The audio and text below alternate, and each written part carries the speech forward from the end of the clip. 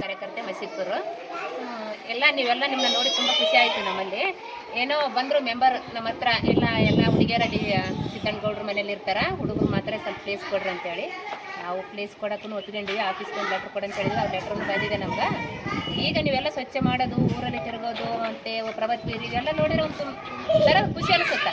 ತುಂಬ ಬೆಳೆದು ಬಿಟ್ಟಿತ್ತು ಇಲ್ಲೆಲ್ಲ, ತುಂಬ ಬೆಳೆದು ಮಕ್ಕಳಿಗೆಲ್ಲ ಆಟ ಆಡೋಕೆ ಆಗ್ತಿರ್ಲಿಲ್ಲ, ಮತ್ತು ಆ ಕಡೆ ಎಲ್ಲ ಸ್ವಲ್ಪ ರಿಸೆಸ್ಸಲ್ಲಿ ಹೋಗೋಕೆ ಆಗ್ತಿರ್ಲಿಲ್ಲ.